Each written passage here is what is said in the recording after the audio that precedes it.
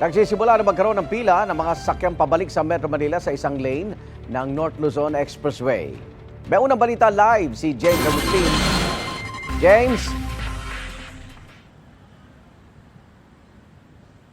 Igang good morning. Ngayong pasado alas 7 na umaga ay wala ng pila ng mga sasakyan doon sa Bukawi Toll Plaza nitong North Luzon Expressway base doon sa update na binigay sa atin ng pamunuan nitong NLEX. Bahagya lamang nagkakaroon ng traffic build-up mula po doon sa southbound lane nitong sa Mikawayan, Bulacan hanggang makarating na sa NLEX Harbor Link Interchange. Pero kanina pasado alas 6 ng umaga ay may pila ng mga sasakyan sa ilang lane sa kanang bahagi ng Bukawi Toll Plaza ng NLEX. Mga sasakyan po yan na walang RFID sticker na kinakailangan magbayad ng cash.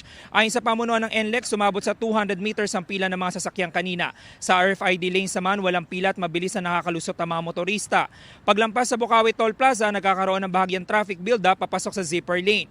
Nagbukas ang NLEX ng counterflow o zipper lane para sa mga pa-southbound na motorista mula sa Bukawi hanggang makarating na sa Balintawak. May mga galing sa bakasyon na maaga na raw bumiyahe para makaiwas sa traffic, gaya ni Maria Celestine na galing Nueva Ecija at papuntang Maynila. Sinulit naman ni Leo at kanyang mga kaanak ang 3 araw na bakasyon sa Baguio. Pauwi na sila sa Valenzuela ngayong umaga. Dapat inagahan talagang umalis para hindi kayo abutan ng traffic, ng heavy traffic. Kamusta naman bakasyon? Okay naman po. In-expect namin pasukan ngayon. So, in-expect namin sabay-sabay luluwas lahat. Kamusta naman biyahe? Okay naman, dire-diretso po kami.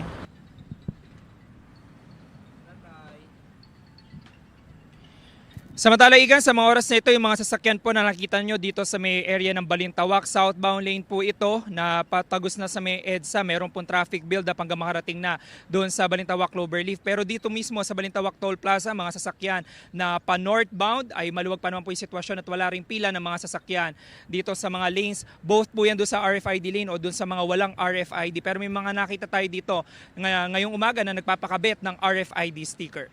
Yan muna yung latest mula dito sa North Luzon Expressway. Ako po si James Agustin para sa GMA Integrated News.